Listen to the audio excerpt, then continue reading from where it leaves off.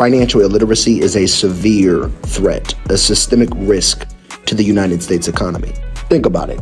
If the average American adult can only answer 50% of basic financial literacy questions correctly, that means most American adults, or at least half, don't understand basic things like interest rates, APR, credit card programs, the different features that exist in these credit cards, compound interest, the different types of retirement vehicles that they have access to and the mechanical differences between them, the investment options that exist in them. What's the difference between a target date fund and an index fund, right? Above the line deductions, below the line deductions, the nature of our progressive tax system. None of this is taught in school, which directly speaks to, or at least is one of the reasons as to why financial illiteracy is so prevalent in the United States. The rich don't work harder than you. They just use money differently. Now, most people invest once, but the 1%, they use the same dollar 3, 5, and even 10 times without working more. I know because I've been on both sides. I built multiple businesses, sold them, and put everything into real estate at 28 years old thinking I was set for life. But when the 2008 great financial crash happened, I lost almost everything. That's when I learned the hard way how the wealthy actually use money. And once I applied their strategies, my wealth grew 5 times, even 10 times faster. So today, I want to show you exactly how they do it, so you can start stacking your wealth just like the top 1%. I'm going to break down the math. I'm going to show you real world examples that you could do this year to make 500% more on your money with just 3 simple moves. Most financial advisors will never tell you this because the truth would cost them credibility and commissions. They'll say, just buy term and invest the rest. But if that really worked, then why are so many people in America still broke at age 65? They'll call permanent insurance a scam. Cash value is trash value. Then turn around and sell you mutual funds that charge layered fees, management fees, fund fees, and trading, often totaling anywhere between 1.5% to 3% a year once you stack it all up. So let's be clear. The issue isn't term insurance or permanent insurance. The issue is ignorance. And ignorance has a price tag. How? Turn up to another level. We gon' give him all the praise, cause it ain't nobody better. We gon' turn up to another level. We gon' give him all the praise, cause it ain't nobody better. Can't help myself. Can't help myself. When I get to praising up in this place, I lose my breath.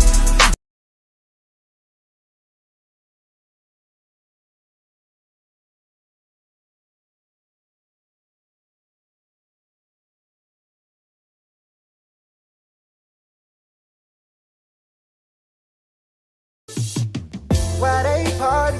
I'm in here grinding. Money I'm stacking. Why they rock diamonds? I can't relate to them, ain't my shit common. I set a goal for me, 2 or 3 commas. 7 figures, 8 figures to 9 figures. On a slow pace to get rich quick. Same time we just think different. Cause when you make it, it hit different.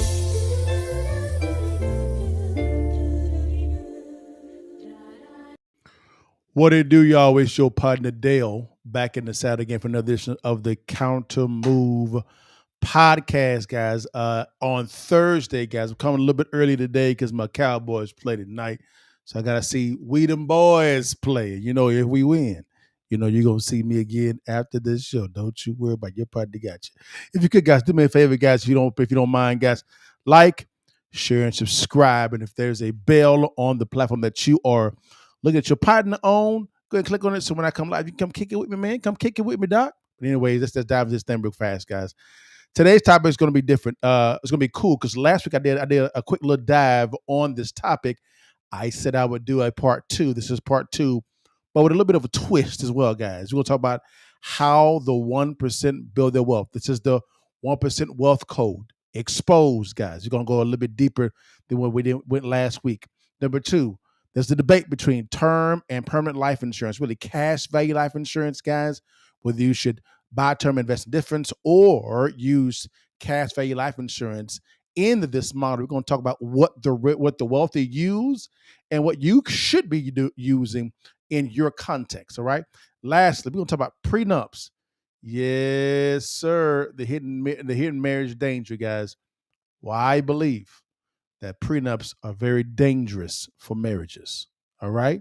And this could really hinder your wealth too.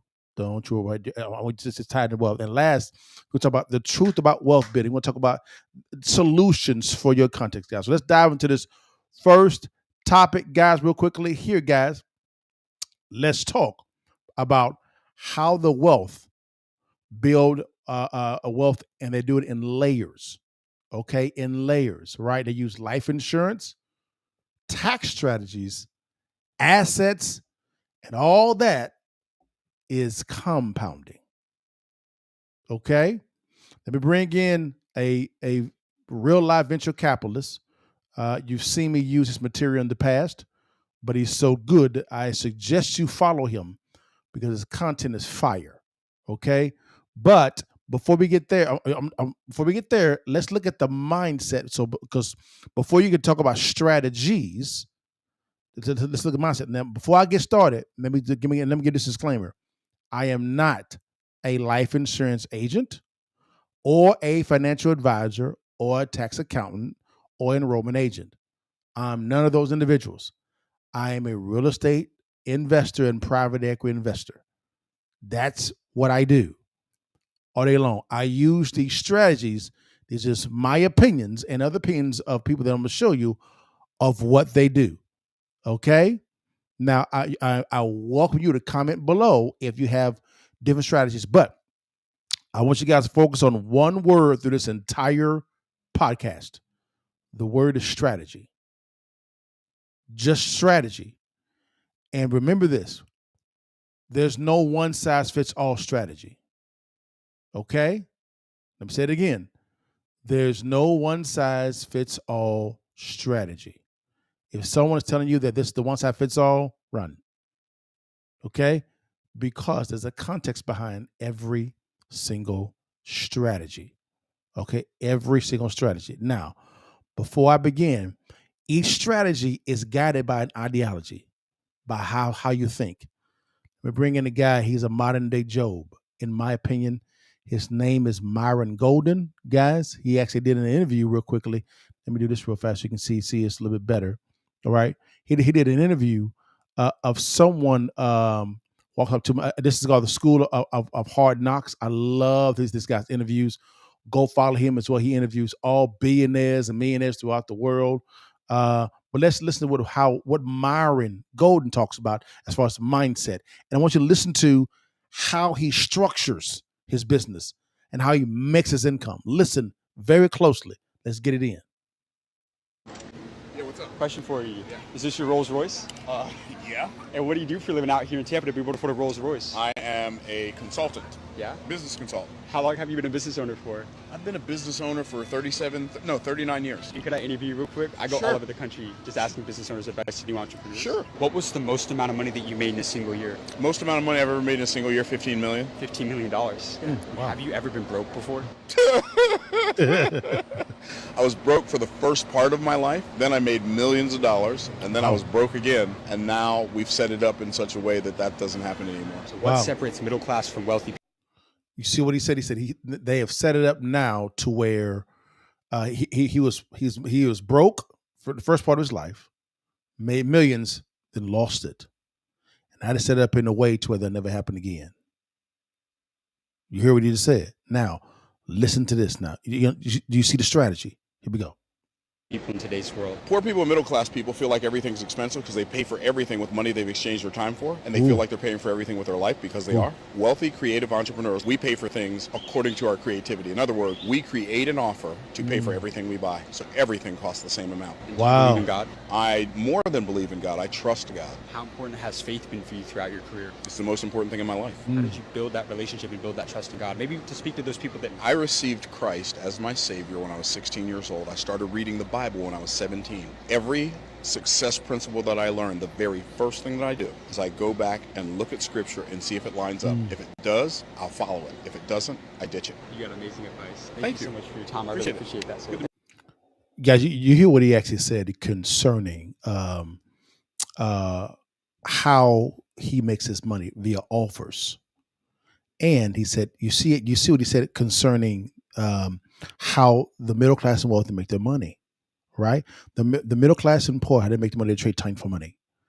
He said what the wealthy does is they actually create offers, right? That pays for that pays for offers that generates money for the businesses, and those offers pays for everything in their lifetimes. Where it says it costs the exact same to live on, the exact same amount that it takes for middle class and poor class to live on. That is amazing, based on just an offer. He's mastered the art of selling, but he didn't sell. He just offers. That's all he does. He just offers. Let's hear that part again real fast. I want y'all to hear this again from this Rich young man. Believe in God Hold on, let's go back to in it. today's world. Poor people and middle class people feel like everything's expensive because they pay for everything with money they've exchanged their time for, and they feel like they're paying for everything with their life because they are. Wealthy, creative entrepreneurs, we pay for things according to our creativity. In other words, we create an offer to pay for everything we buy. So everything costs the same amount.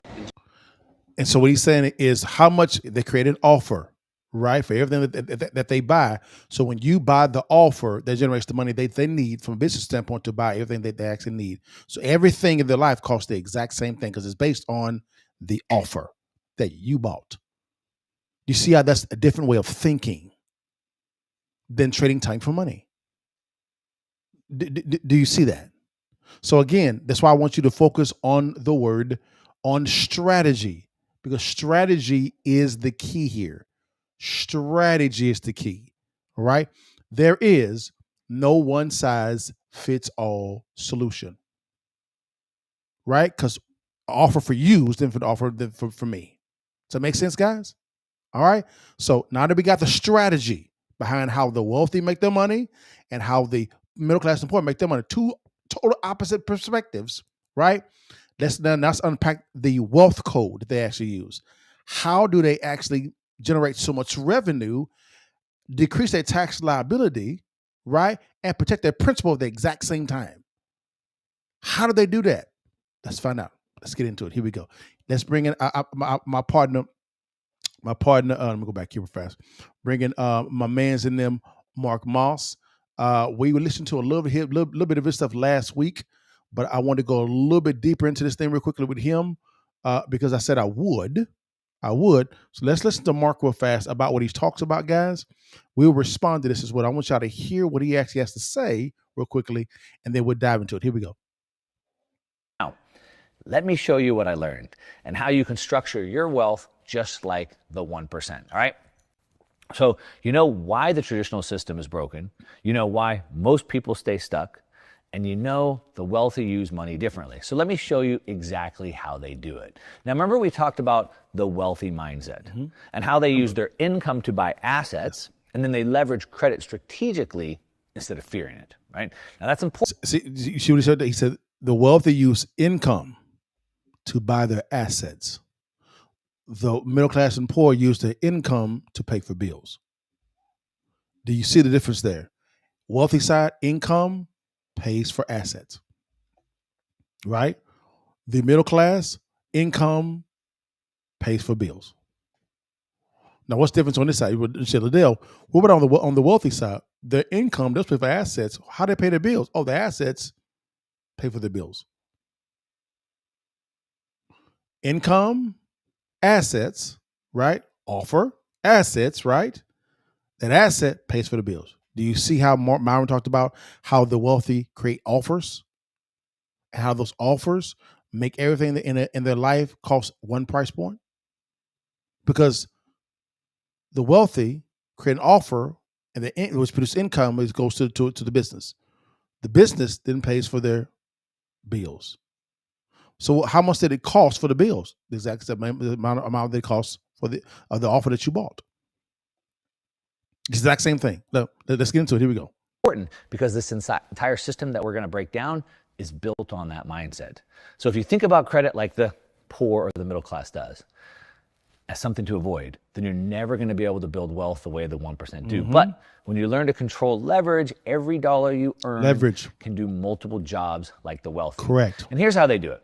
They don't just invest randomly. Again, they build it in layers by stacking assets strategically so their money moves it multiplies and it never sits idle. Now, before I break all this down. Now, he has not said one word that most middle class and lower class poor people actually talk about.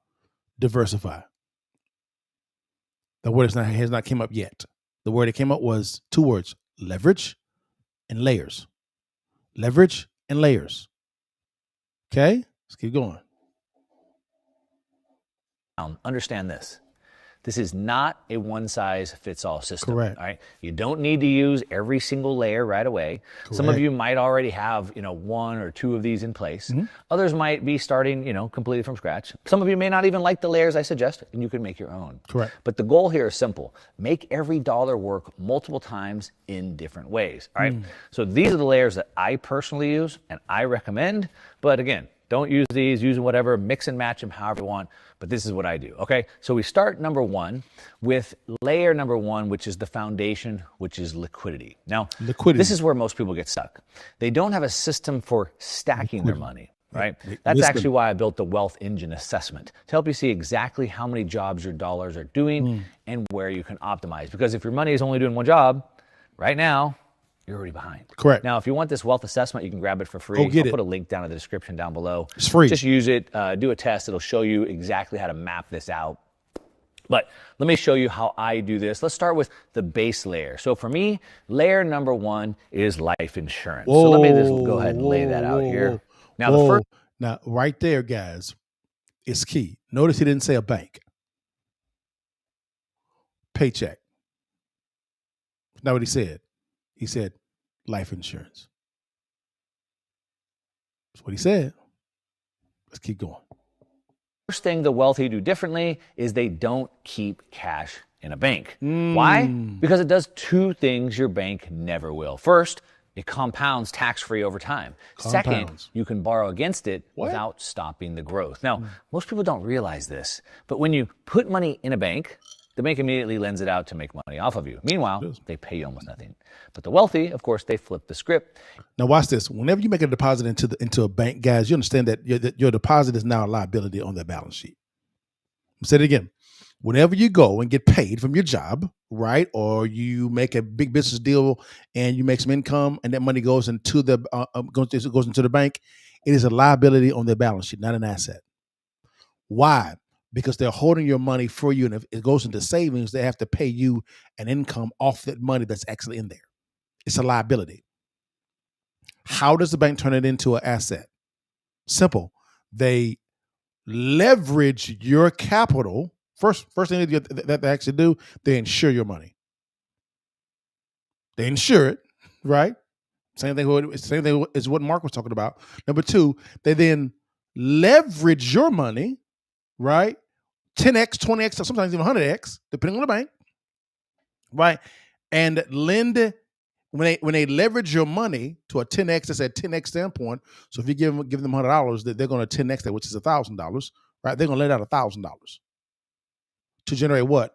$1,000 at a certain interest rate, right? To get income. Now that the $100 that's actually in the bank, which is a liability, is now it's just a liability now. But the $1,000 that they lent out is now an asset on the book, because now these are performing notes. That's all it is. So let me say it again: when you put your money into a bank, it's a liability on the balance sheet. And they store their cash in a properly structured life insurance policy where it earns interest and they can borrow against it. Now, let me give you an example of how the 1% do this. So let's say that you have this life insurance policy and you put, let's say, $100,000 into this account. Bigger. Okay? That's a high cash value life insurance, and let's say it's compounding at 5% per year. So I'm going to put it in there, and they're going to pay me 5% a year. Now, it's compounded at 5% a year, and that is tax-free. All right? Now, then what can happen is I can borrow. Okay. I can take that $100,000 out, and I would borrow, and I would pay 5% to borrow it. Now, you might go, wait a minute, if I borrow, if I'm earning 5%, but then I borrow at 5%, like, isn't that a wash?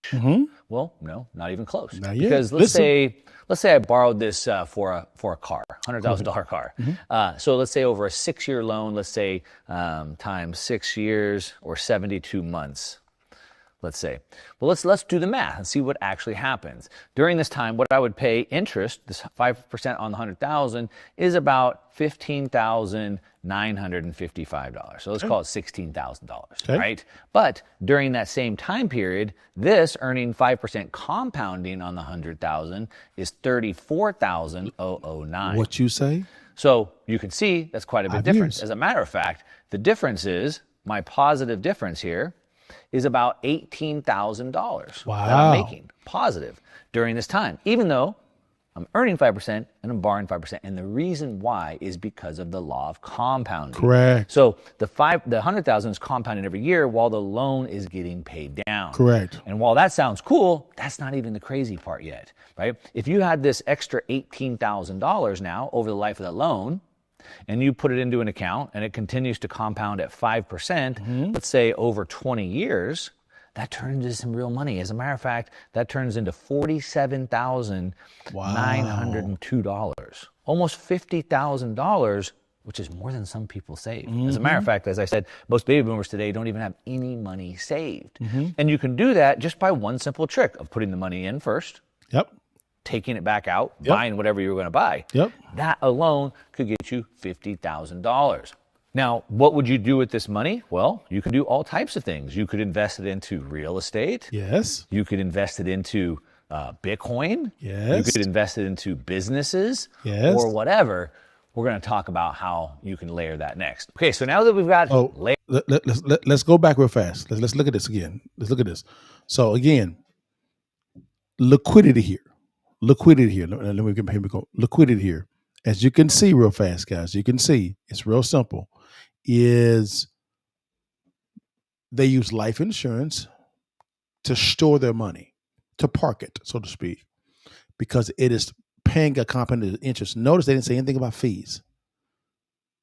Anything about fees at all. Because it's part of the strategy. The strategy is to decrease their liability when it comes to taxes, right? Also increase the protection of their capital, and also they can make a return on that money without paying no taxes at all, right? And it's protected from litigation. See all that as well, guys? So if you see this, I'll make it a little bit bigger, make me a little smaller. Make it a little bigger. See right here, guys? All this money it's making. And what's happening is you borrow that money out, and watch this, guys. Come a little closer to me real fast. Guys, you understand that when you actually take a loan out of your life insurance policy, it's a tax write-off because it's a loan. So you have money appreciating in that life insurance arena, compound interestly. From a compound interest standpoint, it's increasing, right? Tax-free. And when you borrow against it, you take out a loan, and that's a tax write-off.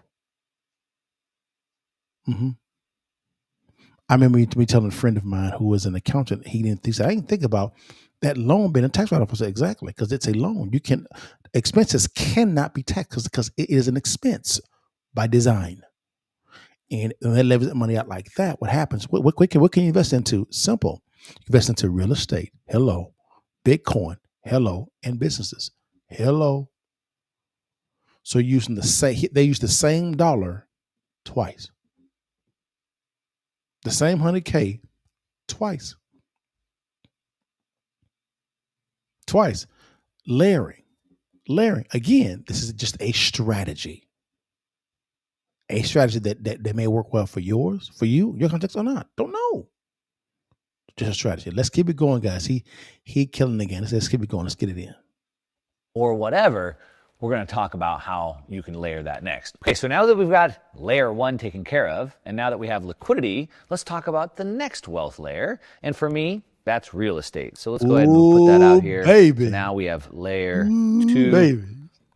real estate. And let's break down the math Talk of how to- this works talk for to a 'em second, nice. because most people don't understand this. Now, of course, the wealthy love real estate, Yes, we but do. it's not for the reasons that most people think. Talk They to don't us. just buy houses. They use real estate as a financial tool to build wealth. Strategy. Through leverage, and most importantly, tax efficiency. Yes. Now, why is real estate so powerful? Because it builds wealth in multiple ways at once. It So does. the first way is we get cash flow. So we buy the piece of real estate and it generates cash flow, rental income. Number two, we get the appreciation. So the property is going to go up over a long period of time. Yes, Number sir. three, we get leverage.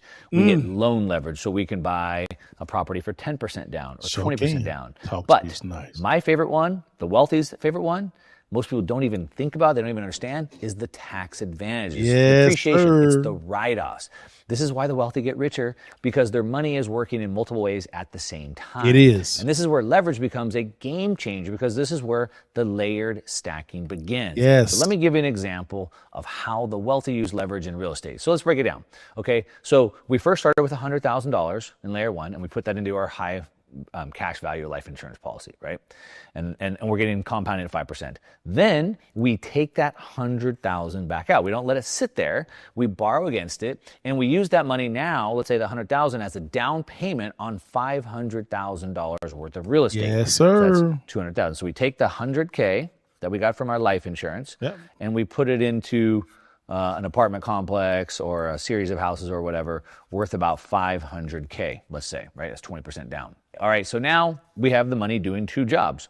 One job over here in life insurance, the second job over here in real estate. That's pretty good, right? This is the first Layers. $100,000. Now, over here in life insurance, layer one, it's still compounding, right? So just during the time of this, let's call it 20 years, during the life of this, that money compounding is going to add 47K right here, just because I left it there in the meantime while I also have the house. Now think about that, 47K on my 100,000, that's almost a 50% return right there, just by Totally. having to do the second job. All right, second, over here, we have this $500,000 property, and the tenants are paying down the real estate loan for me. Yes, they It's are. giving me cash flow. It's giving me Yeah. equity growth at the same time. Also, the property is going up in time. So Now, is. we don't always plan for appreciation, but of course it's going to appreciate. Let's call it super conservative. Let's say it's going up at 3% a year. Okay, so 3% a year. What happens is now at 500,000, let's say times the 3%. Over the 20 years means that this property is now worth $903,000. That means Notice he keeps using, guys, 20 years, because the wealthy, they're long-term thinkers. They're not get rich quick at all. They're long-term thinkers, right? Because you have several factors. You have income, you have taxes, right? You have liabilities, you have assets, you have a lot of variables there. So your strategy has to be, most likely, you have to have a short, mid, and long-term strategy. And you see this all outplaying right here. Keep it going, guys. This is good stuff. Keep it going. is that if we take the new value, 900,000 divided by the 500,000, means my equity is now $403,000. Yes, it is. On the original 100,000 I put in. That means I've now made a 400% ROI. Hello. So over here, my $100,000 is sitting here, and I've earned 47,000 over here. That's about a 50% return.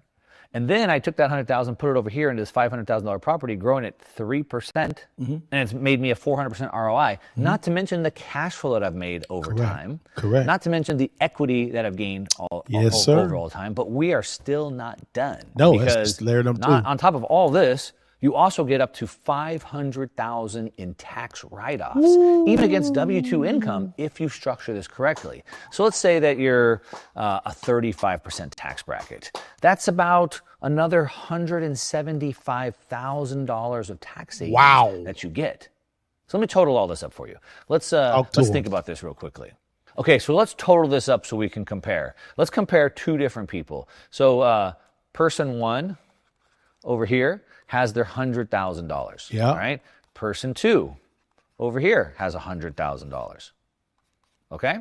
Now, over here, person one saves the $100,000. Saved. All right. I Over love here, this. person two stacks. Yes. Let's just put that Save here. and stack. Person Love it. 1 saves. Yes, sir. Person 2 stacks. Now, option 1, I leave the $100,000 in savings. Yeah. The final balance times, let's say, 20 years is, earning at 0.5% interest. Ends up with about $110,000. Good job. So we went from 10,000 to 110,000. So we made about 10K over 20 years. Okay. Terrible. Option number 2 over here. Option number 2 does something a little bit different. Number 1, they stack their wealth in layers. Yes. So they first put the 100,000 into a life insurance policy. Yes, sir. Number 1. Then that right there makes them about 47K. Number 2, they take that same 100,000 and put it down into $500,000 of real estate. Okay. And then with the appreciation, they get about 400K from that. All right. Then they get the tax savings and the write-off. So let's just say at a 35% tax rate, they're going to get another $175,000 in tax breaks right there. So we'll add that up here, $175,000. So now the total wealth created here is $612,000. Off $100,000. Person 1 saved the money. They made $10,000. Person 2, same money, the same dollar, the same 100,000, ended up $612,000. Stop right there. Just off the riff, guys. Just off that right there. Here's my question to you guys. Why can't you do the exact same thing? It's not very complex. It's fairly simple. Why can't you do the same thing? Same 100,000. Same 100,000. The same. Just saying, let's keep it going. He cooking. It's a pretty big difference. This is why wealth isn't built by working harder. It's built by using money the right way. Correct. And we're still not even done. All right, that's only 2 layers. Imagine 3 layers, 5 layers. Imagine 10 layers. All right, next, let's add another layer. I'll show you what I like to do. Now, what's your best move from here? Where should you be stacking if you don't like these? Well, that's exactly what the Wealth Engine assessment that I put together is for. It helps you figure all this out. So you're not just guessing your way through wealth building. Correct. So go ahead and grab the Wealth Engine assessment for free. There's a link in the description right now. It's going to show you where you're at today. It's going to show you how fast you can hit your financial freedom number. All right, but now that we've stacked our whole life insurance policy, and we've now stacked it into layer 2, which is real estate. Let's take it to the next level. Let's take it to level 3, which for me, that's Bitcoin. Ooh. All right. Now, most people buy Bitcoin the wrong way. They treat it like a lottery ticket. They, hope that the price is going to go up so they can cash out for a quick profit. The wealthy, they don't sell Bitcoin. They hold it, and they hold it forever. Yes. Because just like real estate and life insurance, it's not the asset, it's also a financial tool. Now, why is Bitcoin so powerful in this way? Well, 1, Bitcoin is a scarce asset, right? There's only 21 million that's ever going to exist. Number 2, it's a high growth investment. Bitcoin's outperformed every other asset class over the last decade. Sure has. 3, it's easily something that you can just borrow against, right? Correct. You can take a low interest Bitcoin-backed loan without selling your Bitcoin. Correct. And this is exactly how the wealthy multiply their wealth with Bitcoin. Okay, so here's how we keep stacking our wealth layers.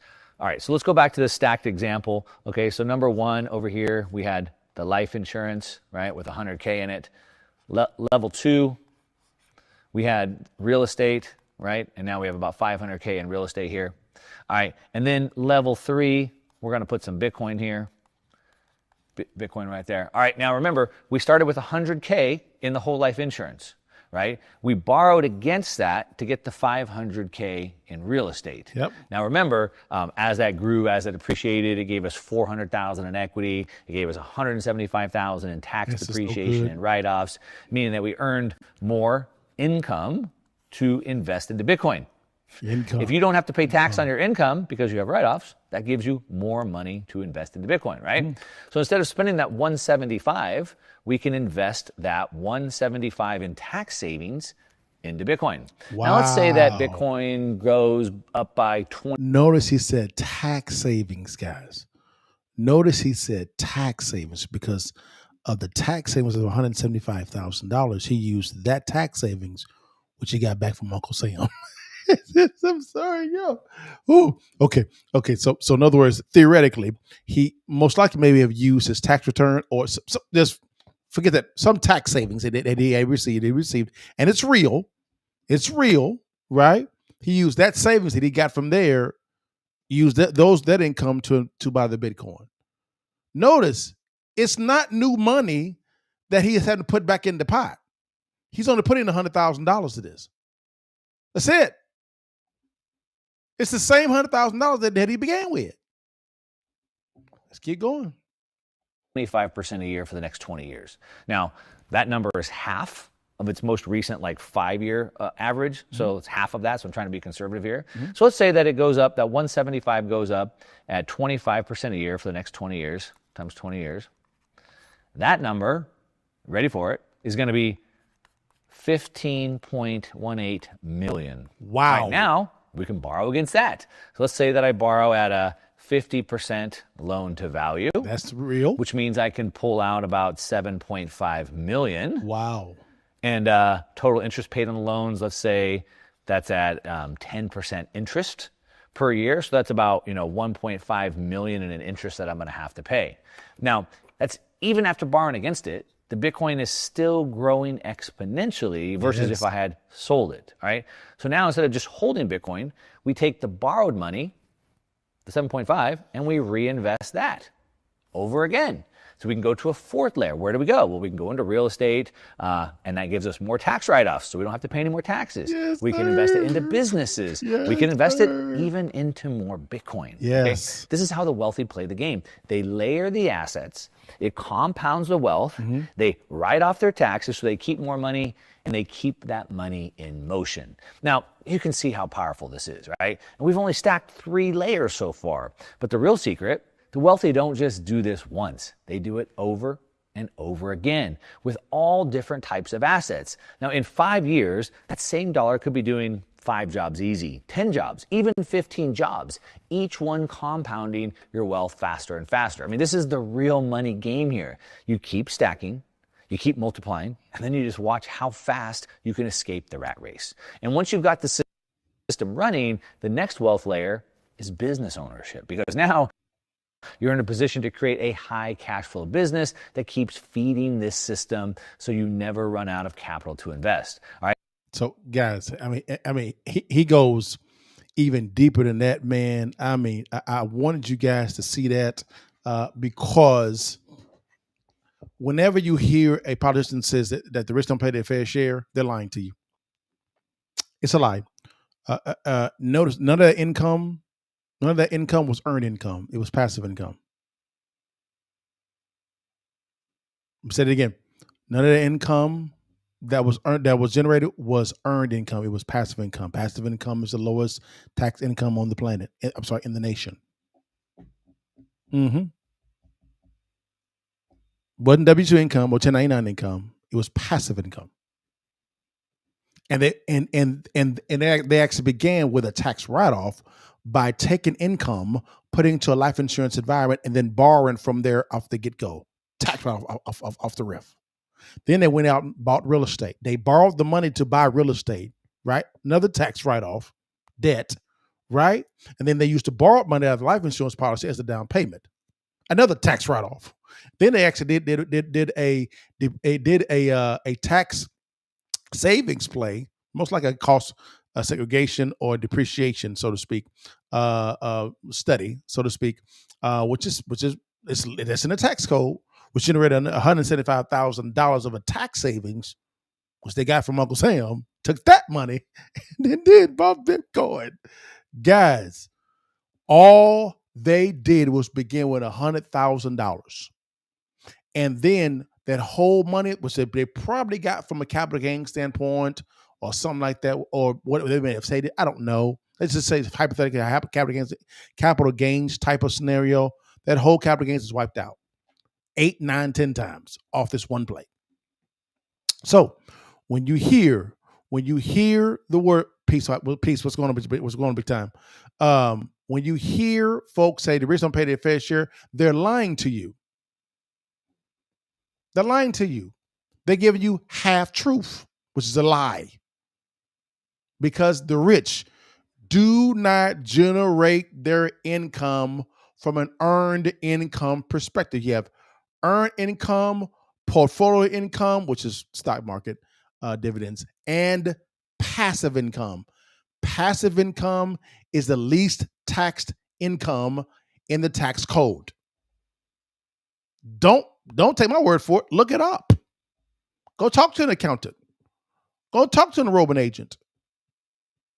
Go talk to a tax attorney. They'll tell you. It's not hard. The problem is most of the masses believe that the wealthy generate their income from what? Earned income. That's incorrect. Why do you think that Elon Musk, right, a part of his compensation package, doesn't want a salary? He wants performance metrics within Tesla to be able to hit those performance metrics, and then he gets more stock options, more stock ownership, not more income, more stock ownership, more assets for him to what? Leverage to do the stacking play. So don't get mad at Elon Musk, Michael Dale, President Trump. Pick somebody. Michael Bloomberg, Bill Clinton, any business or politician, they understand the tax code. Why don't you? Why don't you? Who's around you advising you? If it's nobody, that's on you. I don't know, man. Now us is on you. People got mad at Mitt Romney when Mitt Romney, I believe, generated $100 million, and because of his accounting team was able to write off almost all those taxes. And people got mad at him. What for? I'm confused by this. President Trump, I believe in 2017, 18, 19, one of those years, between 2017 to 2021, I believe, one of the years, he actually got a tax refund from the government. I think it was $5.6 million. The government paid him money. Yes, sir. Sure enough. It's because he understands the code. All right? But I hope that helped you guys out. Again, the rich don't save. The wealthy don't save. They stack. Let me say it again. The wealthy don't save. They stack. It's real simple. All right? Now, let's go over to the next video, because remember he began talking about how where the money begins, right? Liquidity. And notice he didn't say anything at all when it comes to the strategy with the wealthy about banks. He talked about life insurance. He talked about a specific life insurance called a cash value life insurance or permanent life. Now, there's been a lot of discussions around this topic, right? And again, I will say it up front. I am not a life insurance agent or a CFP, which is a certified financial planner, right? Or an accountant or CPA. None of that. No, I'm not. None of that. These are strategies that I use, right, that have benefited me over the years and other people that I know. Okay? Now, the argument realistically is you have two arguments. You have people say buy term and invest the difference. That's one strategy. Another strategy, what you just saw, is buy permanent or cash value life insurance and stack, right? And stack, because it'll grow your money, compound interest via compound, right? We saw that example. We're going to look at both of these strategies, and I want to bring in my partner. I call him Matty Ice, right? Matt Sapala. And what's going to happen is he actually did a video on this, a balanced one as well, a balanced one. And I wanted to walk through these, right? And then we could talk through the strategies. Again, the key word here is strategy. Okay? Strategy. Think about what works best for you. My whole purpose is just to show you both strategies and allow for you to choose. It's for education. That's it. Let's get it in. Let's get it in. All right. Let's get it. Here we go. Boom. Let's get it. Here we go. Boom. You want to get consumed with information like I have. You want to understand taxes. You want to understand protection strategies. You want things to finally work together. When they do, you stop being a customer You start thinking like a CEO. Here we So go. let me break it down. Term insurance versus permanent insurance. Let's discuss term insurance, which is what? Temporary protection. Term equals temporary. Temporary for 10 years, 20 years, 30 years, which means the lowest amount of cost, yet no cash value inside these policies. However, if you die during your term, your family's protected. Sadly, if you outlive it, it's over. It's like renting. Cheap when you're young, but brutal when you renew. 98% of term insurance policies never pay a death claim. Now, that's not because they're bad. It's because people outlive them or just cancel them too early. Term is a starting line, not a finish line. It's great leverage, but zero longevity. The sad part about term insurance is, let's say, for example, you bought it at 30 years old. Next thing you know, you're 60. And how fast does life go by? Blink. Next thing you know, honey, I think I still need my life insurance policy. We've refinanced our house a couple of times. We bought new property. And this term insurance policy is expiring at 60. Now I'm 61. Now I have to pay a much higher premium for the life insurance policy I currently have based on annual renewal term rates, which explodes in cost. Like I said before, cheap when you're young, super expensive when you're older, especially if you have an annual renewable term type of situation. Now, let me break down permanent life insurance. Okay. Permanent insurance, which includes whole life, universal life, index universal life. Now, these things, they build cash value.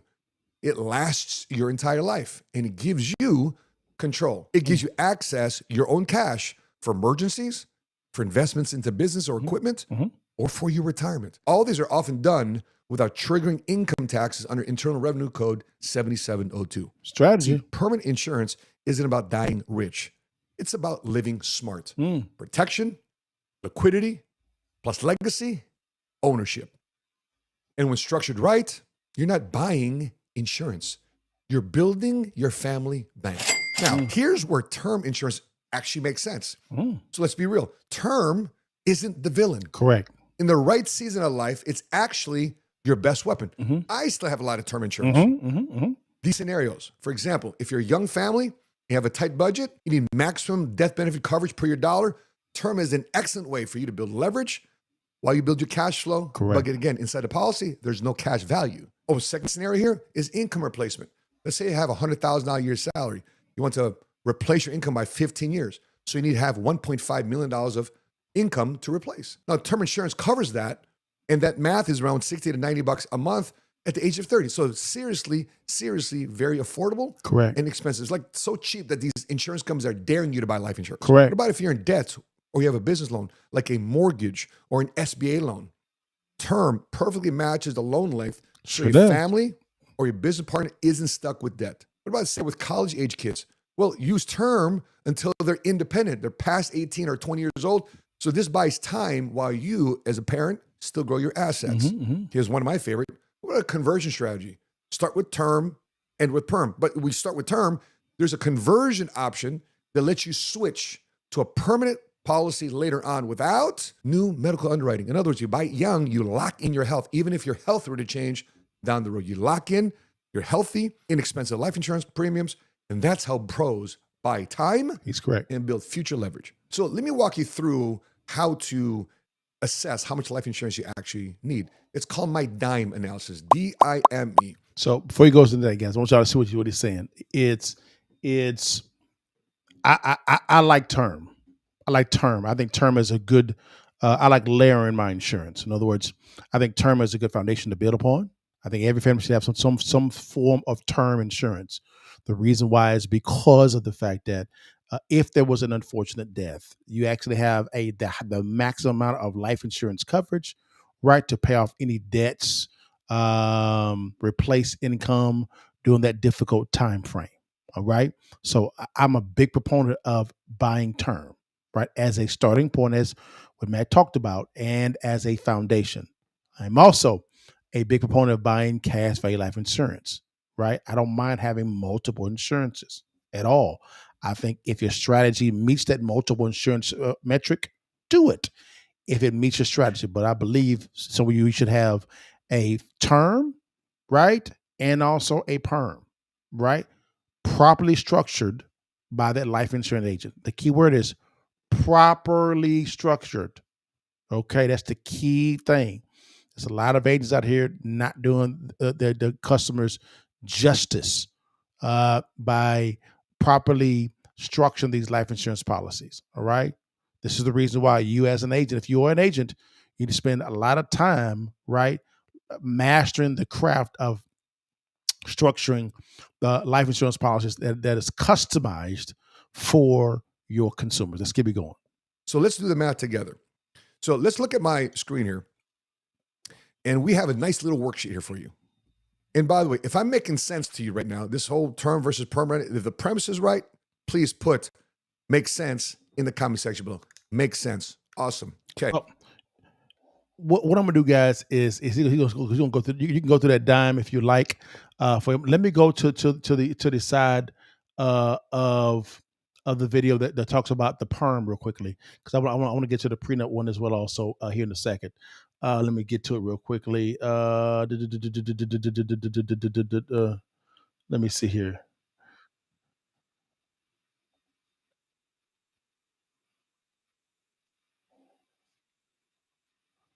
Okay. Let me see real fast. Hold on, guys. Here we go. So here we go. Let's bring Mike back in real quickly, and let's talk about the perm side as well also, okay? He gave the definitions of what it was. Let's look at the comparison real fast. And again, you decide what's best for you. Let's get into it. This is a gross number. The reality in real life is that fees, taxes, exposure to the stock market will actually slow your velocity long before you reach that total. See, this chart isn't about who grows their money the fastest. It's about who keeps their money lasting longer. Think of it like a race where every car has the same engine. One drags a trailer of taxes. One drives uphill with 1.5% in fees every year. One's got the emergency brake of limited access. And one, the IUL, the permanent life policy, it's on its own private road. No tax tolls, no penalties, and protection built in. Same horsepower, different friction. That's why they don't all finish the race at the same distance. So here's what happens. When you save $1,000 a month for 30 years, same growth, different friction. The do-it-yourself index fund, my S&P 500 no-load fund, right? Listen. They have low fees. You got low fees. Great discipline if you stay the course for these 30 years, but you still owe taxes every year. You keep around $1.1 million, but your family's unprotected if life hits early. So let's take a look at this. Again, here's the gross money. Not to say that everybody's going to end up, but I'm just saying, again, this is illustrating to say, again, same engine, but the difference is what? I'm just trying to illustrate one thing. The drag of taxes and fees, and I don't even talk about the exposure to stock market losses. Because at the end of this fee drag of $6,000 in fees, it sounds little, right? But the tax drag, the exposure to whatever you gain, you have to pay taxes on. So your net amount is a little over $1.1 million. Now you have access to money, but there's no protection. There's no life insurance attached to this strategy. You have to have that term insurance on the side, which is a completely different component of this DIY, do-it-yourself, S&P 500 index fund. Now, the second one, which is an advisor-managed account, same return assumed, but 1 to 1.25% in fees bleeds out $140,000. And as you see, it's still taxed, still no protection, all the way to the right. Same thing, just a little bit more fees, but now at least you have some advisor you can call throughout the last 30 years to lean on in case something happens in the market, you feel uncomfortable. Now, let's look at the other strategy, 401k or an IRA, individual retirement account. Now, this looks good on paper until you subtract taxes in retirement. Yeah. Now that 1.2 million becomes about $772,000 of spendable cash in retirement. And guess what?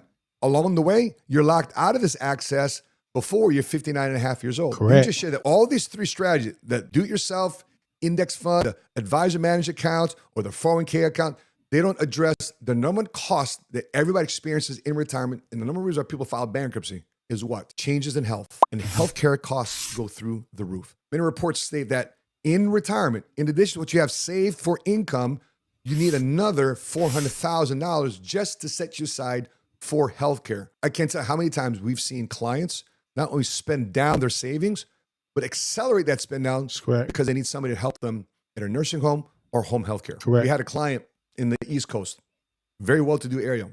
Politician, if I shared their name, you'd know who they are. Before he passed away, the last 18 months, he was spending $8,000 to $12,000 a month on home health care. Wow. Because his wife couldn't lift him up. His wife couldn't help him to the bathroom. His wife couldn't help him bathe. His wife couldn't help him feed. They had to hire round-the-clock healthcare providers to make sure his quality of life was as best as it could be as he neared the end of his life. So once again, none of these plans have any protection included. And you have to accelerate the spend down of those savings when the worst case scenario happens in your retirement years. Oh, by the way, did I mention these plans also have no life insurance because that whole buy term and invest the difference philosophy? Well, it's done in your 60s. It's done in your 70s. There's no permanence to that insurance. And if you want life insurance, it's based on annual renewable term cost, which accelerates in cost the older you get. So if you want more life insurance as you get older, it actually gets more expensive based on a buy term and invest the difference philosophy. What about the last one? It's called maximum funding your index universal life policy, or maximum funding your whole life policy, maximum funding your universal life policy. Yes, there are internal costs to this. To a maximum funding index universal life policy, there are costs based on this in compliance with 7702. What is this internal cost? Cost of insurance, cost of protection. But here's the thing. There's no tax drag. There's no penalty age requirement for you to access your money before 59.5-year-old rule. And there's built-in protection and living benefits. In other words, if something were to happen to you, you survive a heart attack, stroke, cancer, complication with diabetes, somebody to take care of you, home health care. You go to a nursing community, you need money for you to stay in that retirement community. Your money stays working while you are borrowing and loaning your money. And since you funded this policy with after-tax money that's already been taxed in your checking account, and you fund it into the policy, there is no longer any tax on it as it grows in accordance with 7702. In other words, your money can grow without paying a dime in tax, and then later on down the road, you can access this money without paying a dime in tax at any time before age 59.5 years old or 65 or 70 years old. You won't be paying any income tax on the money you were accessed when you pull this money out. Well, some of you guys are saying, oh, Matt, this internal cost is index universal life policies. Don't you have to loan your own money? Well, here's the reality with index universal life policy. Your money stays working in the upside of the stock market, and upside of S&P 500, whatever index you choose, while you access it. It's not like you're withdrawing it and cashing it out like a 401k or a stock bond or mutual fund. Most people will pay more in fees and taxes to Wall Street over 30 years than they ever would in a properly structured index universal life policy. And this is what I discovered with this book, Ed Slott.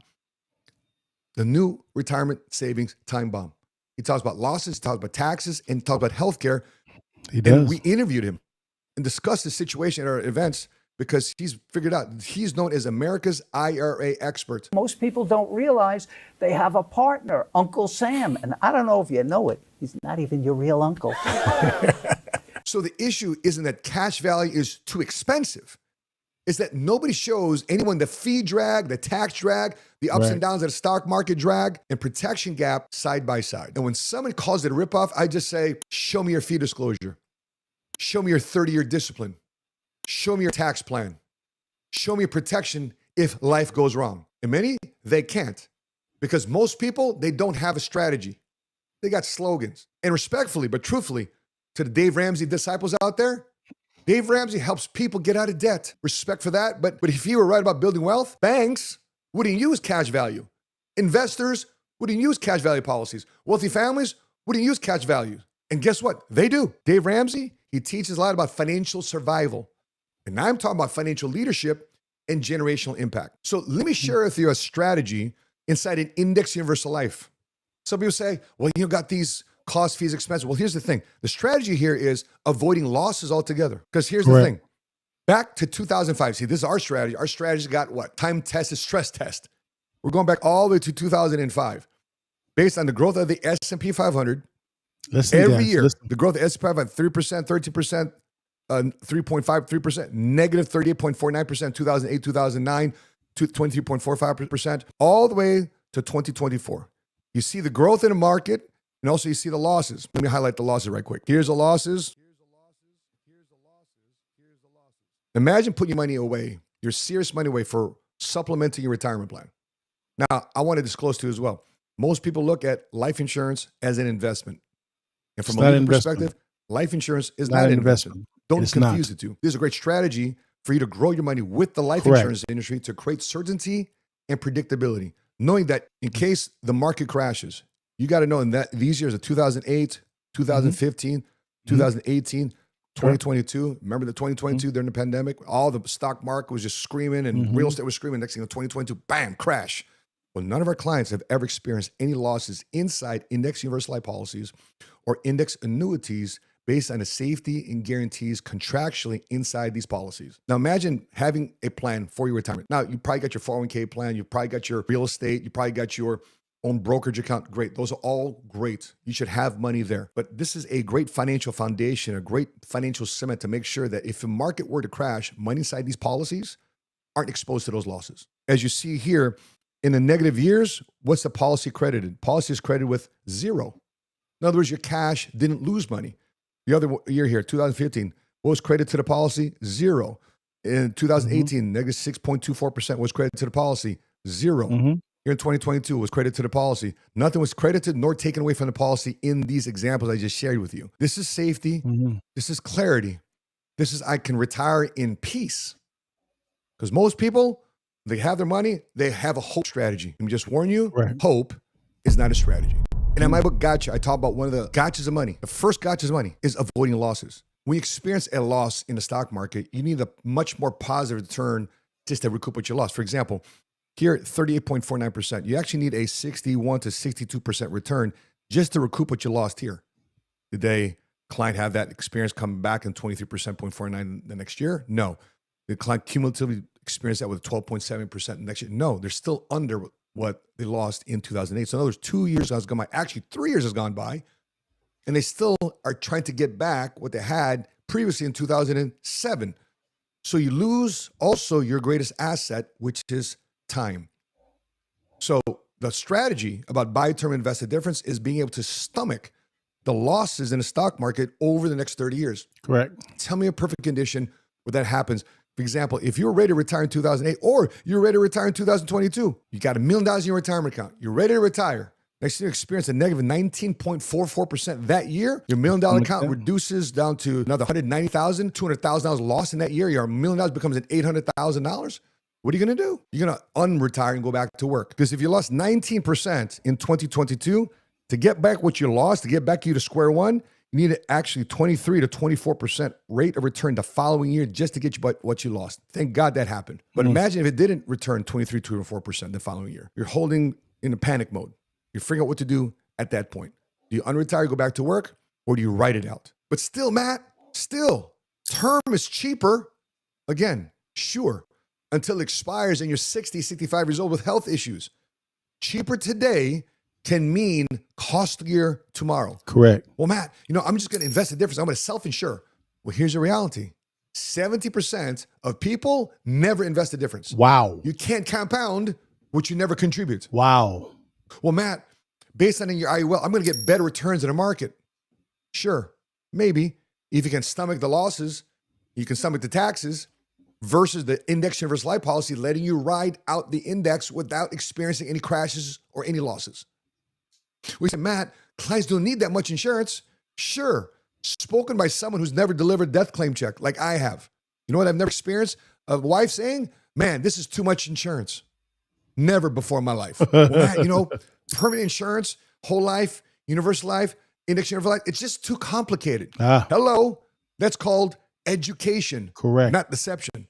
Complex means you just need a better teacher. Well, Matt, I heard that in whole life policies and permanent policies, when you die, the company keeps your cash, huh? How about that?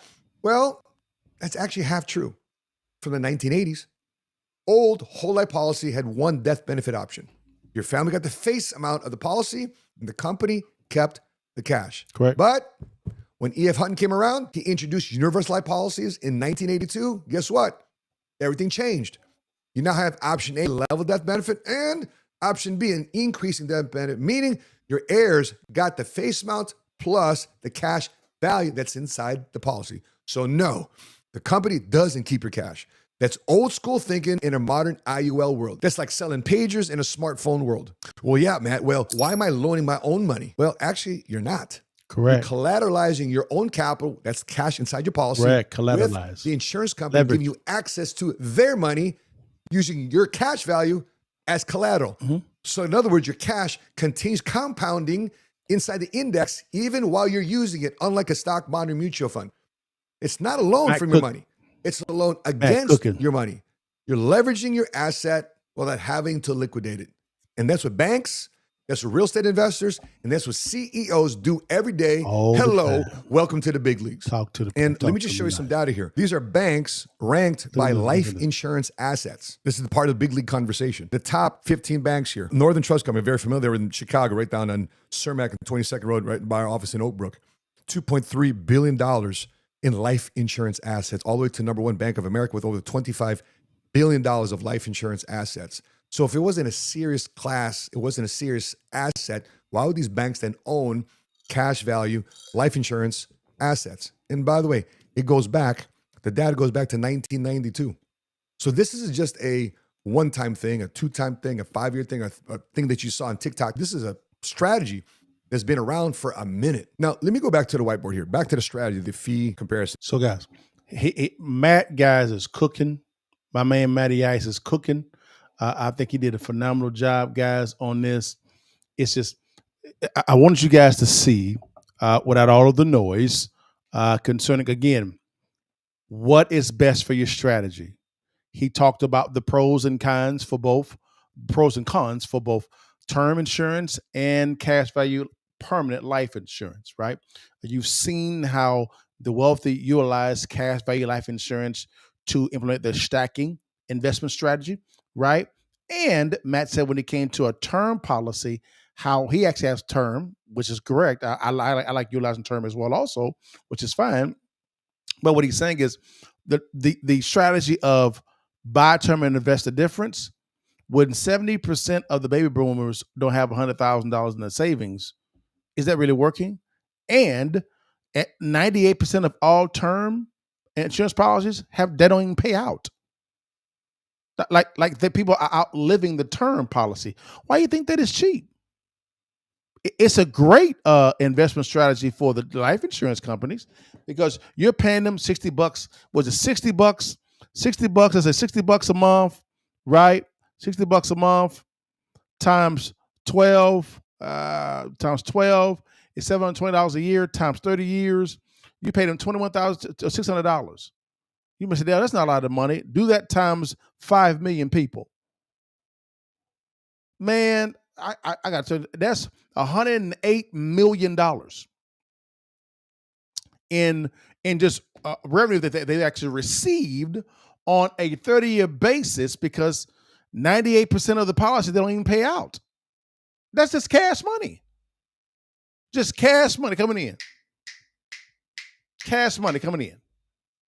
Do you see how they have so much cash in reserves? Because why? I would say, in my opinion, I would utilize a lot of the money that you're paying from a term perspective is going into the reserve account. That's wise stewardship. Again, I'm not against term at all. I think term is a viable plan, but it should be a foundational plan, right? It should be a foundational plan. And you should also have some type of cash value, depending upon your strategy. I don't know your strategy. All I'm saying is this is what Liddell would do.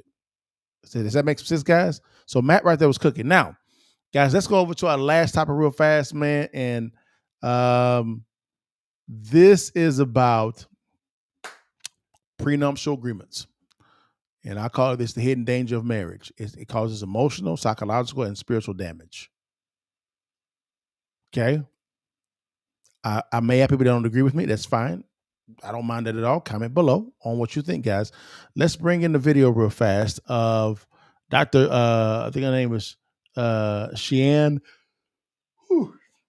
Bryant. She went on Club Shay Shay and she spoke about prenups. And Shannon Sharp spoke about it with her. And I wanted to bring it on real fast and get my thought process on this, guys. So let's bring it in real fast and let's see what they're talking about. Let's get it in. Here we go. You good with a prenup? Me giving it or me signing it? Both. You got assets you want to protect. I'm not signing a prenup. You not? No. Now, will I have one drafted? Maybe. But I'm not signing one. Why? Well, why would I? I mean, I just think, look, even before I used to tell my homeboys, I say, y'all got a prenup. They say, Sharp, we ain't got nothing. I say, so when you leave, you keep all your nothing. You don't want half of your nothing. So, I mean, look, I get it. If we get to a relationship, okay, I got X.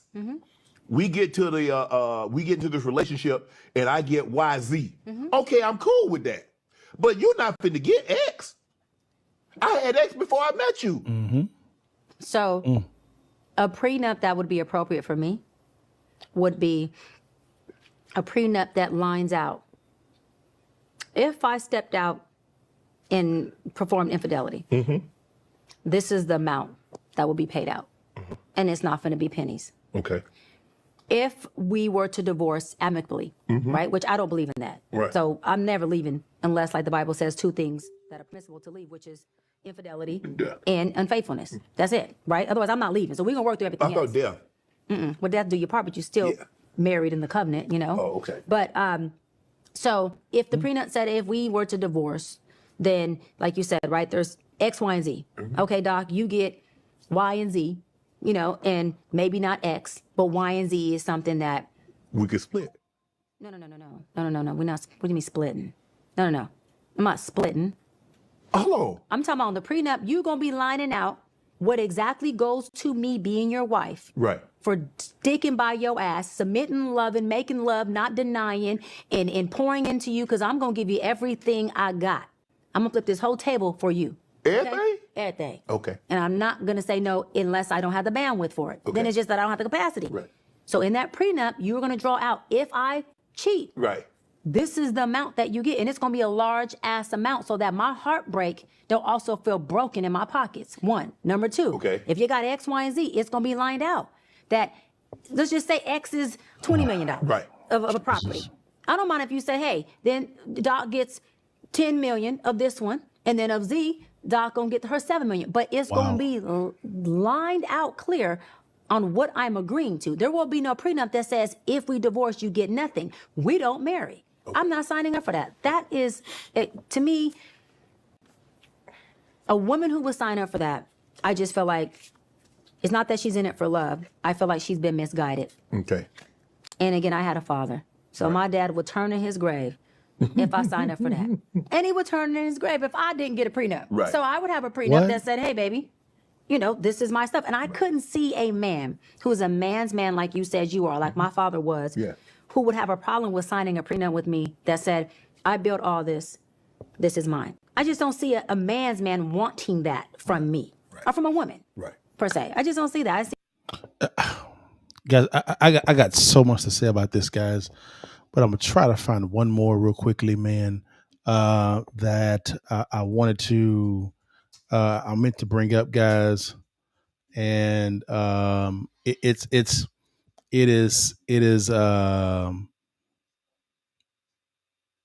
and this is somebody that I respect. I met him, had conversations with him. Good guy, good man. Love him to death. But I wanted to. You heard what she just said about prenups, and I can tell you I completely disagree with her 1,000%. And I'm gonna let you know why in a second. Okay, let me bring in this other gentleman real quickly here, guys. And he really believes in prenups. I do not at all. And you'll see why.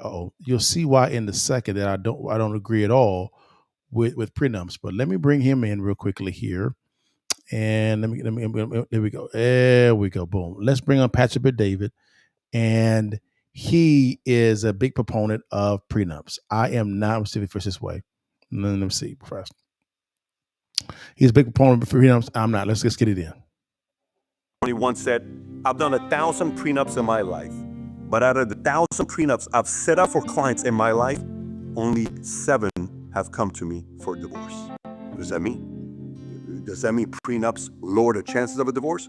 If the prenup forces you to pre-plan your marriage and your life, yes, it does decrease chances because you're having the tough conversations up front.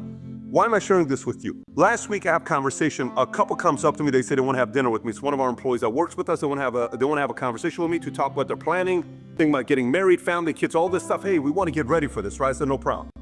What most people don't know, you don't see what I do for a living, just like when people come here in this 11-acre property with 150-something employees working just on this media company, they're like, I had no clue what you do for a living. I thought you were just a podcaster or a content creator or YouTuber. I built an insurance business, nationally 50 states. We've licensed 60,000 insurance agents. I sold it for multi-9 figures 3 years ago. One of the most important things I would do when I would see an agent coming up that had a shot of doing something big with their lives, I would do a planning immediately with them and their spouse, girlfriend, fiance, future husband, future wife, or they're newlyweds. I would sit down and have a meeting with them. And when we'd sit down and have the meeting, we'd have two conversations together.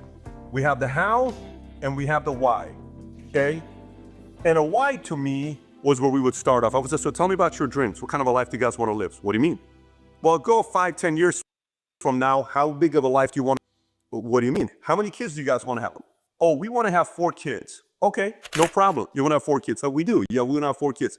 Okay, great. So 4 kids, do you want to put them in private school or public school? We would like to put them in private school. Okay, great. So you want to put them in private school. Do you guys know what a private school is right now? Roughly $1,500 a month. Great. So private school for 4 kids at $1,500 a month is $6,000 a month. $6,000 a month is after-tax money. I said, do you know what you need to make in pre-tax money to have $6,000 of after-tax money? I don't know. What do we need to make? Depending on 30 or 40% of tax bracket you're in, you need to make roughly $9,000. So you need to make $9,000 just to be able to put your 4 kids in a private school. They look at each other. Are you serious? Yes. I said, now, if you want to have 4 kids, would you like each of them to have their own bedroom? Yes. What kind of a house would you like to have in the next 5, 10 years? We'd like to live in a 5-bedroom house. I said, great. Okay, 5, 6-bedroom house. What does it go for in an area like this within a 5-mile radius? Oh, we've looked at it. What's the number? It's $1.5 million. Okay, great.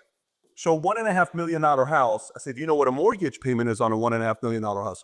No, we don't know what it is on a $1.5 million house. I said, okay, so you're paying roughly $3,000 to $3,500 per $500,000 loan, okay? So let's just say your loan is $1.5 million. That's roughly $10,000 per month. I said, do you know what you need to make on $10,000 per month pre-tax money? No, same exact principle. 1.5 times, you need $15,000 in income to just make your mortgage payment. That's P&I. They look at each other. I said, so far, just to make your mortgage payment and your 4 kids to go to private, no one's ate, no clothes, no electricity, no car, no insurance, no savings, no fun, no entertainment, nothing. Just to have a house and to have 4 kids, to pay for private school, you need to make $24,000 a month, which is roughly $300,000 a year pre-tax money. They're looking at each other. I said, well, let's continue. Food.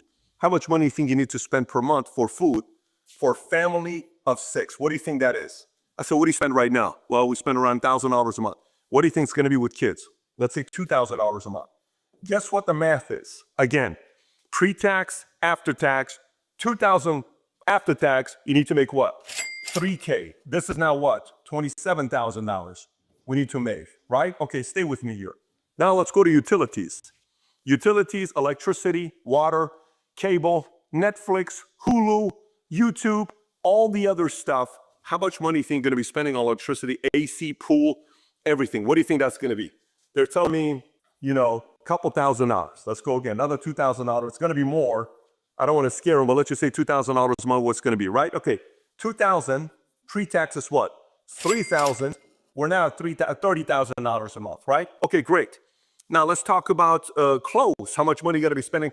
Oh my God, and so she likes nice clothes, and he also likes nice clothes. So they kind of smile at each other. I said, do you want to go to Ross? Do you want to go to Macy's that they're shutting down? Do you want to buy your clothes on Target, Walmart? Do you want to go to Gucci, Fendi? Oh my God, I don't know if we're looking at these numbers. You got 4 kids. How much money do you think you're going to spend per year? So the way to do clothes is nobody spends the same amount of money per month, but you put a tally per year and then you divide it. So let's just say you're going to spend $24,000 per year divided by 12 is what? $2,000 a month clothing. That's another $3,000. We're now at $33,000 a month. I said, okay, what nationality are you? What nationality are you? How many weddings you guys got? Gifts, weddings, anniversaries.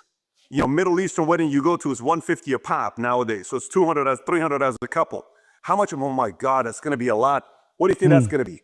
I think that's around $1,000 a month. Perfect. So gifts, you got another $1,000 a month. $1,000 a month, that's $1,500. Pre-tax money, we're now at what? $34,500. Okay, what are we forgetting about? How are you going to get places? You need a what? Oh, shoot, we haven't even thought about a car. So we haven't thought about insurance yet, but let's do car. Okay, what kind of a car you want to drive? Now they're starting to be cost effective. Now they're kind of having, I think we would probably drive something else and just say, what do you think you're spending on car payments? I don't know, $800 to $1,000 a month. So you're going to buy used cars. I don't think we have a choice. Okay, how many cars are you going to have in your house? So let's just say we spend $1,500 a month on car pre-tax, $2,200. For the sake of math, let's just say $2,000. Now we're what? $36,500. How much is car insurance? Okay, how much is life insurance? How much is all the other insurances that you need? Life insurance, car insurance, add another what? $1,000 a month? $1,000 here. That's another $1,500 a month pre-tax. We're now at what? $38,100. Correct. Okay. Now we're at $38,000. You know what else is not there? Savings. You're going to put any money into your 401k? You're going to put any money into mutual funds, stocks, bonds, Bitcoin, crypto, any kind of investments? Oh, we haven't even thought about that. How much you want to save per month? I don't know, $1,000 a month. If you save $1,000 a month after tax, you need $1,500 a month. So $1,500 a month. Add to this, now we're at $39,600. What else is left? By the way, I haven't included entertainment. Kids want to do barbecue. You want to go to a sporting game. You want to watch sports. You want to have people come over for a Super Bowl party. You want to do a Christmas party. You want to do a New Year's Eve party. You want to go out. We haven't even thought travel. You want to go to Vegas once a year, Hawaii once a year. How much you want to put in there? I was going to say $2,000, but I'm thinking $1,000 a month. Pick your number. Okay, we go $1,000 a month. You get the idea where I'm going with this. Now we're at what? $41,100. $41,100. By the way, I can add 5 more other things here. Surprises, in-laws, your sibling needs help. Your niece got into trouble. Your nephew, your friend calls you for help. Charity, church, gas. I haven't even talked about gas yet. No, he hasn't. So miscellaneous, add another $2,000 a month for miscellaneous, and you need to make $3,000 free for miscellaneous. So $3,000 here, we're now at $44,000 a month. You know what's $44,000 a month times 12?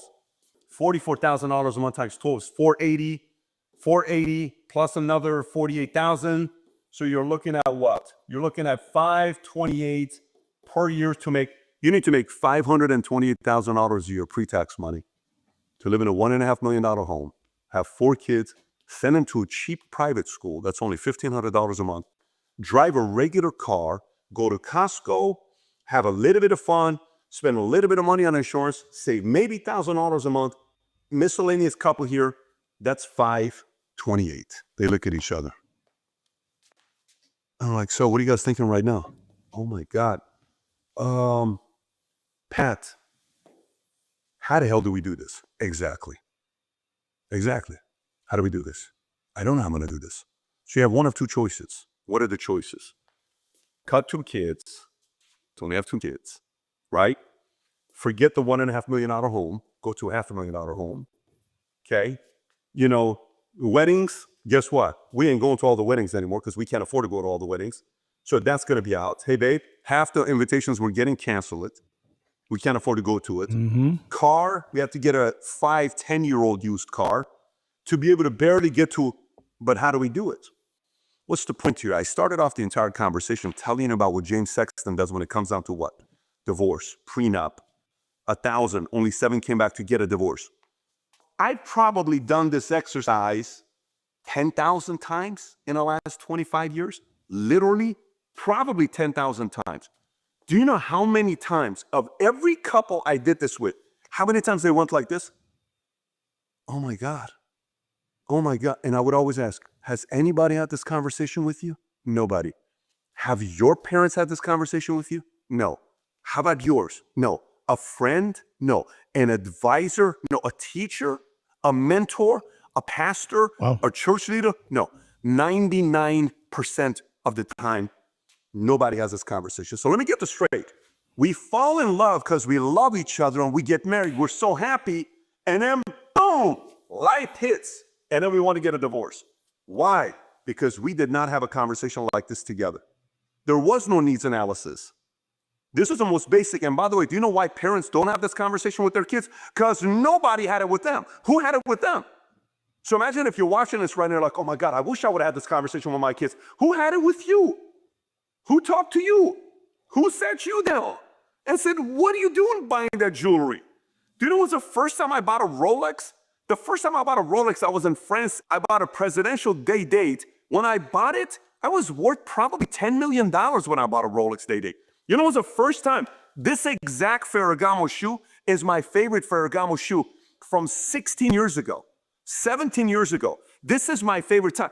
This is an old Ferragamo shoe I'm buying for $550. I would go buy this on eBay. The first time I bought this Ferragamo shoe, I was making $300,000 a year. Guys are buying Ferragamo shoes, making 50 grand a year. For what? You don't have that kind of money.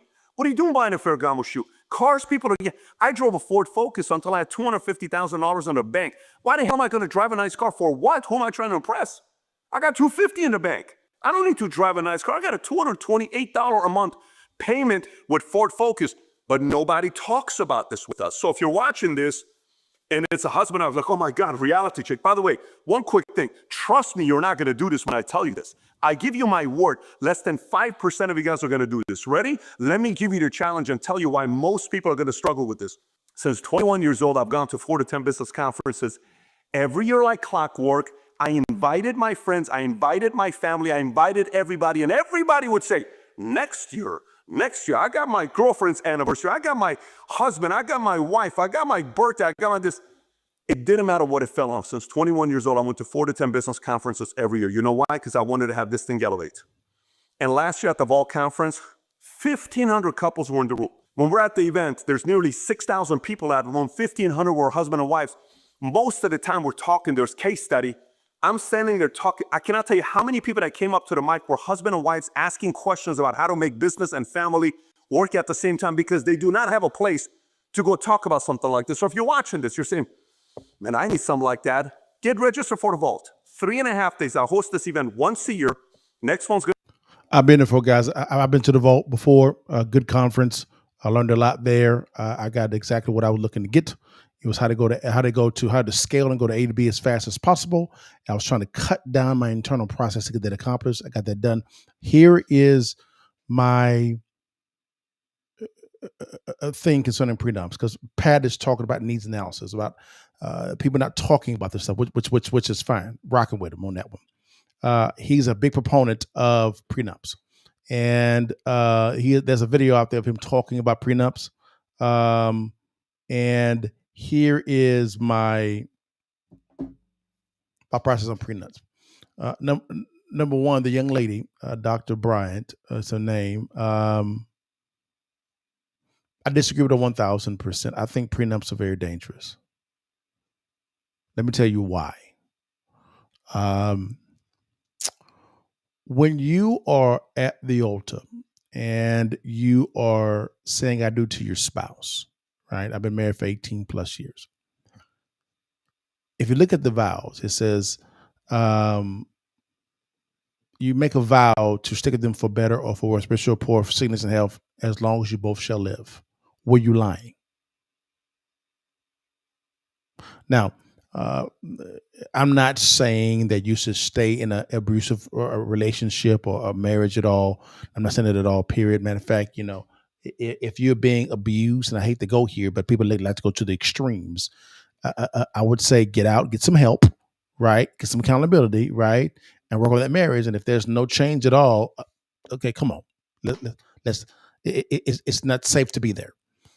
But when it comes to prenups, right, I'm firmly against it, because you come into the marriage saying, here's my stuff, here's your stuff, and I'm saying I do you with conditions, right?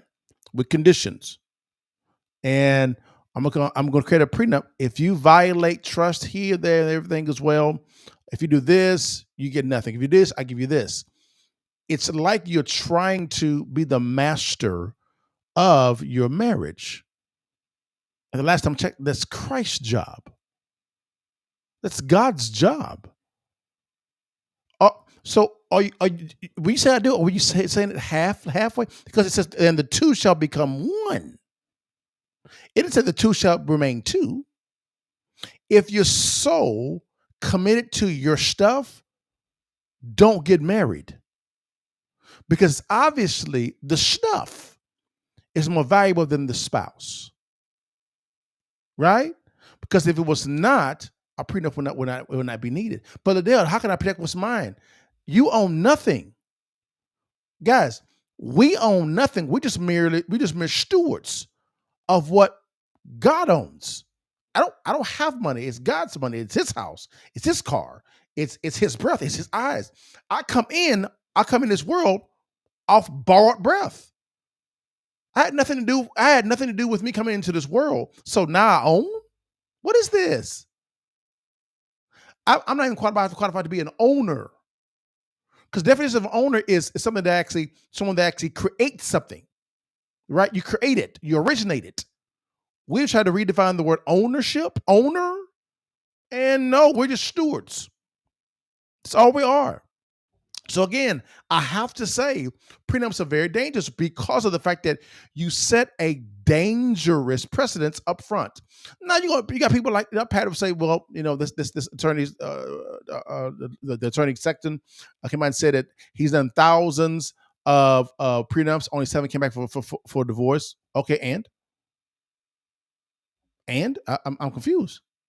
And here's now why I said it before, because guys, people actually are married, but they're roommates. They're married, but they're roommates. Just because divorces have not happened doesn't mean that you're walking in the marriage righteously. Understand that. Prenups are dangerous because you come into the marriage, right, with self first. You lie at the altar. You're lying. It's not for better or worse, or richer or for poor. It's not. Sickness and health. No, it's not. You are lying. And you are saying before you go to the altar, I'm more married to my stuff than my spouse. Trash. No. On no levels. I ain't got to bring the Bible to this. This logic tells me this. Logic. Me and my wife, you don't have a prenup at all signed. No. What for? She's my life. I'm her life. You see what I'm saying? So all I'm saying is this here is, why is a prenup dangerous? It's because you begin to bring conditions into the marriage before you say I do. You're lying to your spouse. You're lying to your potential partner. You are lying. You come in selfishly. You never put them first. Your stuff is first. You're selfish. I don't care what argument you bring up. Is he or she first or the stuff? If a prenup is there up front, guys, the stuff is. Do not get married. Don't ruin this person's life. Do not get married. Stay single. Stay married to your stuff. Because obviously your stuff is more important than the spouse. But there's infidelities. That's a hard issue. It's a hard issue, guys. If you guys want to hear my marriage story, guys, you go to marriagehelp.org. You hear about me and my wife, all our messes out there? Go listen to it. No problem. But we get to brag about the redeeming power of Christ and how he redeemed this thing. We in this thing for sickness and health, rich or poor, to death do us part. She's more important than any relationship or stuff. And I'm more important to her than any relationship or stuff. She is first. I am first. Stuff is not even in the totem pole at all. If you have a prenuptial agreement in place, please stay single. Because you're coming into the marriage with your true first love in place, which is you. Don't ruin that spouse's life. Don't do it. And don't do that and then teach that same principle to your kids. And then your kids to your kids' kids. And then you see the domino effect. When you say I do, men, you become second. Women, when you say I do, women, you become second because you're putting your spouse's needs before yours. That's called unconditional love. That's called sacrificial love. Kind of like what Christ does for us every day. I challenge you, if you have a prenuptial agreement in place, right? I challenge you guys, tear it up. Put your trust in the one you said I do, and the one that you said I do in front of, Christ Jesus himself. And watch him show up and show out. Stop having faith in this fake stuff and put your trust in the one that brought you together. Because Mary says, what God has brought together, let no man set asunder. That includes you. So, from a logical standpoint and a biblical standpoint, which is really first, prenups are dangerous and unbiblical on every level. Get rid of them. Don't entertain them at all. Guys, man, that's all I have for today, guys. Man, thank you so much for your time. Guys, real quickly, guys, we are, I'm a real estate developer and private equity investor, okay? All right, guys. When it comes to real estate, I'm always asked Liddell, how can I buy real estate in this type of market? How can I begin to buy those good deals? Very simple. Master the art of locating distressed properties, right? Why? Because you make money on the buy, not on the sale, right? Now, you may say, how to do that? Great question. I am giving away a free ebook. It's called Distressed Property Investing. It's free, 100% free, guys, free. How do you get access to it? Very simple. It is, you can DM me the word real estate or scan on the QR code here on the screen, or in the show notes, there's a link down below. Click on that link. Go download the free ebook. It is free. It's how you can locate distressed properties in your city, county, or state. And there's a strategy in there that we talk about where you can get a list of distressed properties from your city. I said it. It's in the book. Go get it. It's free. Now, some folks may say, Deb, I'm not a real estate person. It's all good, but I need to begin a side hustle of some sort. Gotcha. Do you know what's exploding right now, guys? It's technology investment is exploding right now, specifically what they call fintech, which is short for financial technology, guys. Hey, the banks and insurance companies are beginning to shut down a lot of their brick and mortar locations. Why? Because most individuals don't buy their insurance by going to an agent's office or going to or doing a banking business at a bank, right? Most people do it from their what? Phones or from their laptops, right? Or iPads, whatever it may be, or tablets, right? So what's happening is because of the shift in moving to technology, right? Mobile technology, the banks are shutting down a lot of their brick and mortar places, also insurance companies, bringing those licensed individuals into a centralized place, guys, right? One centralized place, and that has allowed them to constrain, right, their to bring down their cost of doing business down significantly, which increases their profit margin. Now, how does it benefit you? Very simple. Because of this, they still need to get access to consumers. That's when you come in and your side hustle. It's what they call a pass-off business model, guys. It's called financial technology, guys. Any essential service. We're talking about mortgages, health insurance, right? Healthcare costs, homeowners insurance, renters insurance, auto loans, depository accounts. What if you can get up to 4% per month? 4% per month on a mortgage. Car insurance, 20% of health insurance. You got to rent 4% of renter insurance, up to that, right? And on and on and on and on. This is what they call financial technology, guys. There's a free presentation of this business model that you got to look at, guys. How do you gain access to that free presentation? Simple. DM me the word mentor, right? The link will go out.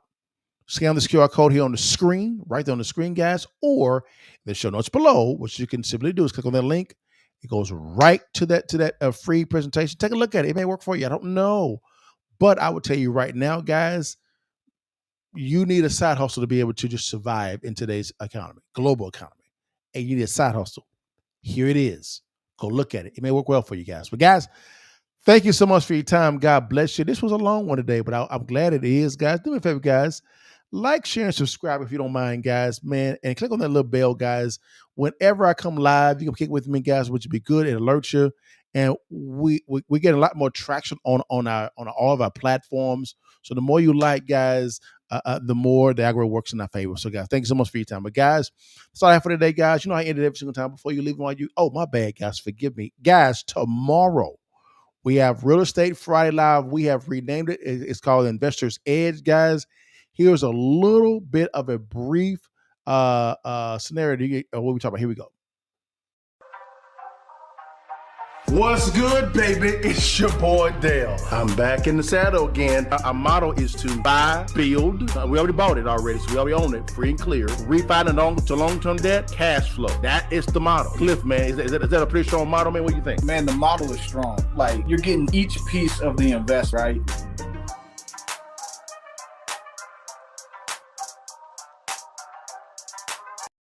All right, guys, tomorrow. Oh, I hate that color, man. What's going on with the color, y'all? I'm sorry, man. I got to get my colors, guys. Oh, man. My colors. There we go. Y'all, my colors. I'm sorry, guys. Anyways, my colors is off. Anyways, it is what it is. But, guys, man, Real Estate Friday Live tomorrow at 5 p.m. CST. Come kick it with your partner and Cliff, guys. We're talking about all things real estate and cryptocurrency, because tokenization is a big deal now, guys. But guys, that's all I have for today, guys. Thanks so much for your time. You know I end it every single time, guys. Before you leave and while you can, you see that thing. Take a picture for your mom and them holler party. God bless you guys. See you next week, guys. All right, y'all. Peace. What if you could help families lower their bills and get paid for it? Healthcare premiums, insurance rates, and loan interest just keep climbing higher. And most people just keep paying without knowing that there's a better way. We use a fintech platform that connects people to lower healthcare costs, competitive auto and home insurance, better loan products, higher yield bank deposits, and even ways to cut energy costs, all in one place. It's the same technology that banks and big corporations use currently. But now entrepreneurs like us can leverage this technology to build an income stream and help others save. Take our 30-second assessment to see if this business model is a fit for you. Click on the link, watch the short video after, and let's explore what's possible. Okay, so you did fixes and flips first, or were they? Now it sounds like you're more buy and hold. Okay, so you're wholesale first. Okay, because I was broke. I had no credit, I had no money. So I had to get some money coming in. So I learned how to do wholesale. And you were doing wholesaling at the good time too. 2000. When it wasn't so saturated. I kind of saw the debacle coming. Okay. It didn't make any sense. I was like, wait a minute, how can you lend out to retail buyers 99.7%? Yeah. Just a little bit of a down tick, it's insolvent. And you got to remember, in some states, because I lived in Florida at the time, you could have loan to value above 100% of your property. Right. The first property that I bought, it was 110%. We left the bank with like $30,000. Yes. Yeah. Yes. It was amazing to me. I was like, why am I not doing this all the time? But then clearly 08, 09 let me know why people shouldn't have been doing that all the time. 08, 09, that's why I made that lion's share of my money. Wow, okay. Actually running from the cows, I was running to it. Of course. Because I saw it was coming. Okay. A lot of my business colleagues back then were buying flippers. Yeah. Mm-hmm. I didn't think it was wise for me to share 50% of my profit with Uncle Sam. He didn't do no work. Okay. So why would I give him free money? Of course.